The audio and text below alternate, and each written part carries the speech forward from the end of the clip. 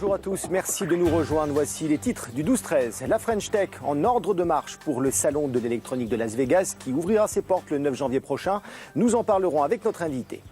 La guerre du savon de Marseille qui dure depuis plus de 2 ans est relancée. 3 associations bataillent autour de la définition d'une indication géographique protégée. Enfin, nous ferons la connaissance en fin de journal de Geoffrey. Il a 2 passions dans la vie, son métier de garde forestier et la photographie naturaliste. Voilà pour les titres. Bienvenue à tous. Les startups de la French Tech sont donc depuis quelques jours dans les starting blocks pour le grand salon de l'électronique de Las Vegas. Les jeunes entreprises françaises sont de plus en plus nombreuses à faire le voyage, je vous le disais. Elles seraient près de 274 à faire le déplacement cette année, faisant ainsi jeu égal avec les États-Unis. Reportage Mathias Julien et Sylvie Garat. Vous mettez votre bouteille d'eau, c'est faisable par un enfant. Dans cette boîte, des ultraviolets vont transformer votre eau du robinet en eau minérale. Cette innovation sera présentée dans quelques jours au salon CES de Las Vegas. C'est la 2e année que la start-up Solable participe à cette grande messe de l'électronique et des objets connectés. Une formidable opportunité pour cette entreprise. L'année dernière, nous avons présenté un produit qui s'appelait La Douche, qui permettait une économie d'énergie significative en fait, dans le cadre d'un usage domestique pour prendre des douches avec de l'eau chaude. Et grâce à cet award, ça nous a permis tout simplement de financer l'industrialisation de notre produit. Aujourd'hui, nous avons vendu notre licence, cédé la licence, et le produit va être industrialisé cet été. Cette année, 40 entreprises de la région sud seront du voyage aux États-Unis. Parmi elles, 20 de la métropole ex-Marseille. Ce matin, c'était l'occasion pour elles de faire les dernières présentations. En quelques années, la French Tech s'est fait une place à l'étranger. De plus en plus, les startups françaises sont saluées pour leur capacité à innover.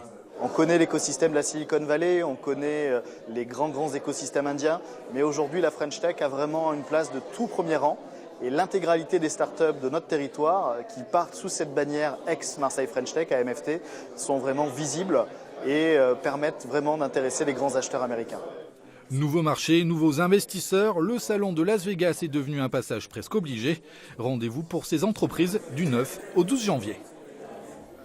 Et pour parler de ce salon qui va se tenir aux États-Unis, je suis ravi d'accueillir Eric Basso. Bonjour. Bonjour. Vous êtes directeur marketing de la société AtHealth. Alors, vous avez inventé un t-shirt connecté, on le voit là, oui, sur le bureau, qui détecte les prémices des AVC, c'est cela ? Exactement. Donc, c'est un vêtement connecté équipé de capteurs qui permettent, via votre smartphone, d'envoyer toutes les 30 secondes un électrocardiogramme. Ainsi que votre température, votre position, un certain nombre de données, à une plateforme qui est basée à Aix-en-Provence, où sont en permanence installés des infirmiers spécialisés et des cardiologues qui lisent ces électrocardiogrammes et qui, en fonction des décisions à prendre, informent votre médecin, les urgences, etc. Alors, quand on est une jeune entreprise comme la vôtre, ce salon à Las Vegas, ça représente quoi ? J'allais dire tout simplement, c'est une grande vitrine. Ça permet de se faire connaître à l'international, de rencontrer des investisseurs, des entreprises avec qui on souhaite travailler au travers d'une reconnaissance française et de la French Tech. C'est difficile de séduire des investisseurs ?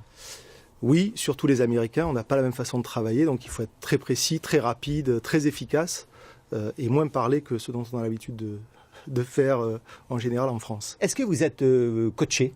Oui, alors pour ça, la French Tech a mis en place tout un dispositif d'accompagnement efficace. Enfin, on en aura, j'espère, les résultats à notre retour, mais effectivement, il y a un coaching, il y a des entraînements, il y a des mises en situation qui permettent de se préparer à ce type d'événement. Alors, il y aura beaucoup de startups, je le disais, présentes à Las Vegas. Qu'est-ce qui fait la différence sur place pour les investisseurs et pas seulement ? Je crois que c'est le caractère innovant du produit. Il se trouve que nous, on est quand même sur quelque chose qui n'a rien à voir avec ce qu'on connaît, les montres connectées, etc.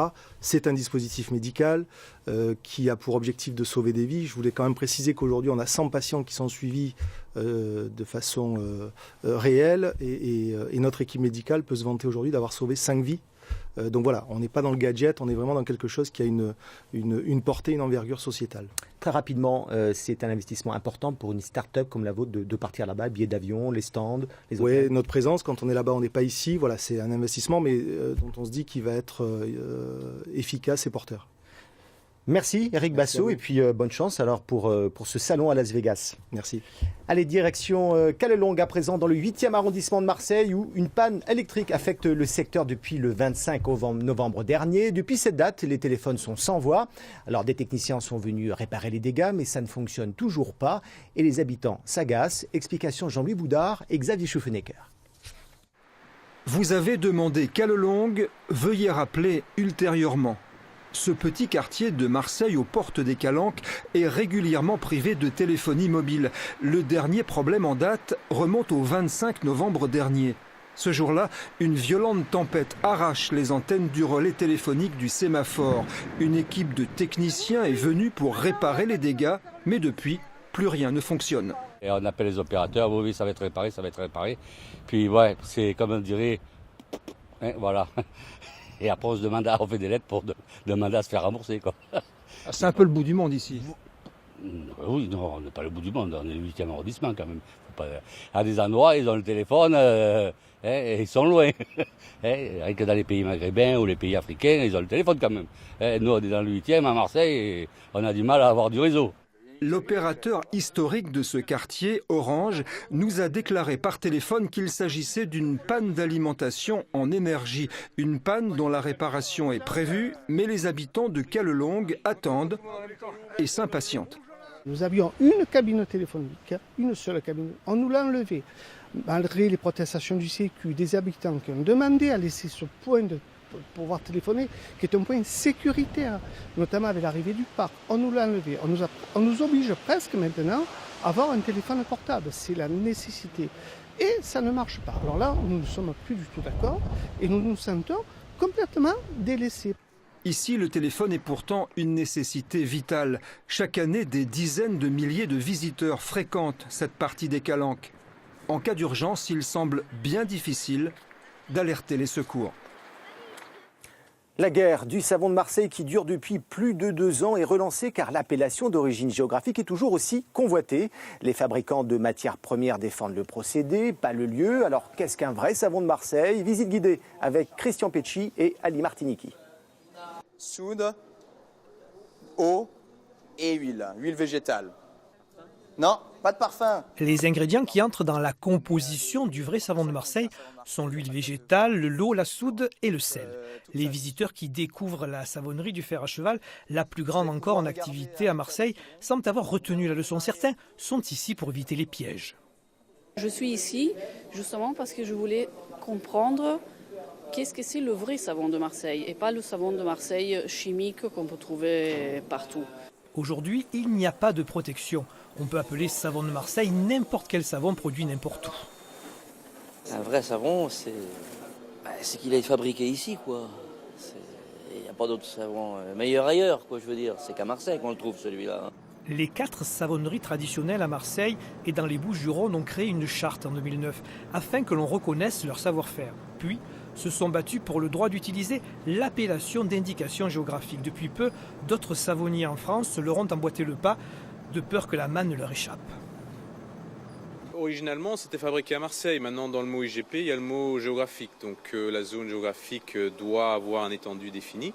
Après, personnellement, c'est la liste d'ingrédients et la méthode qui sont vraiment les 2 éléments les plus importants.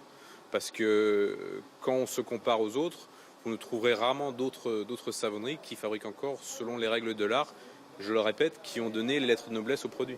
Vous l'avez compris, la bataille entre Marseille et le reste de la France ne fait que commencer pour cette appellation d'importance. L'enjeu est économique. Le marché du savon de Marseille ne cesse de progresser. Il représente un chiffre d'affaires annuel de 400 millions d'euros. Récompensé par le prix du meilleur film francophone au Festival du Polar de Cognac, qui tourne avec peu de moyens au cœur d'une cité, le long métrage Caïd devait être programmé en salle dès 2018. Mais les producteurs ont du mal à trouver des distributeurs. Cela n'empêche pas apparemment la petite équipe d'y croire fermement. Explication Nathalie Demier et Francis Di César. Recule-toi. Oh putain, attends. Éteins ta caméra de suite maintenant. Accélère. Caïd, un long métrage tourné en 4 jours avec 70 acteurs amateurs habitant des quartiers nord de Marseille. Une performance. Depuis ton reportage de merde là, tu me fais le Tupac là. Oh, comment tu me parles, trou du cul? Tu as pété les plans ou quoi? 70 000 €, le budget est particulièrement serré. Pourtant, le film décroche le prestigieux prix du Festival du Polar de Cognac. Retrouvons une partie de l'équipe à Martigues. Caïd, ils l'ont voulu différent des autres films de quartier. Une immersion sous forme de faux documentaire avec mini-caméra accrochée aux acteurs. Nous, on arrive, on n'a pas d'argent et puis on n'a pas vraiment d'équipe technique, on n'a pas tout ça. Donc on s'est dit, si on tourne pas comme ça, On ne peut pas faire, il faut au moins 20 jours de tournage facile, voire 30 même. Pas de dialogue écrit, le réalisateur explique la situation aux comédiens qui improvisent. Tony, je ne l'ai jamais vu, donc j'arrive, il est là et on joue la scène. Donc c'est quand même exceptionnel et il y a quelque chose qui se passe, c'est quelque chose qui tient du magique. Le tournage n'a pas pu se faire dans les quartiers nord de Marseille, trop risqué, mais tous se sont inspirés de leur quotidien pour jouer les caïds. Fait un caïd, non, un putain de caïd. Voilà, excusez-moi du terme, mais vraiment un putain de caïd. Et en même temps un cerveau. On a fait quelque chose de très réaliste, on voulait vraiment que ça ressemble à la réalité, mais c'est pas des vrais caïds. Il y a beaucoup de vécu.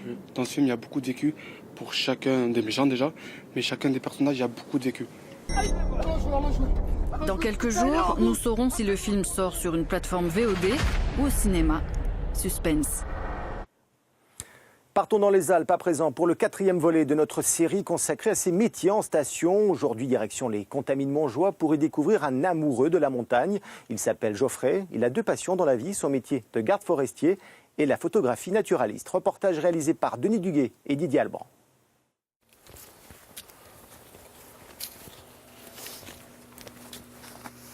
Là, on voit bien que avec l'hiver, que les ongulés attaquent à descendre, les chamois, les cerfs, là, il y a une belle trace. Donc mon métier, c'est garde. C'est une multitude de missions.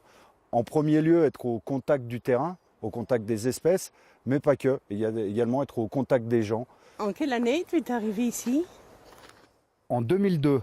Depuis 15 ans, Geoffrey Garcel sillonne la réserve naturelle des Contamines Montjoie. Un jour en uniforme, l'autre en tenue de chasseur. Mais avec lui, la faune ne risque rien. Son arme est inoffensive. Geoffrey est photographe naturaliste.